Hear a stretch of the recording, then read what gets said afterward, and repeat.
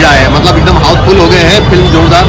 और हमारे एनआई के पूरा टीम के सबो जन के बहुत ज़्यादा मेहनत है और आज जा करके फिल्म रिलीज हुए हैं। तो आप मैं सबो जन से निवेदन करता हूँ कि ज़्यादा भर भर के आओ, हंडा भर भर के यहाँ पे पब्लिक आओ और हंडा भर दो हमारे मन के, हमारे एनआई की टीम के, और फिल्म का ब्लॉकबस्टर है।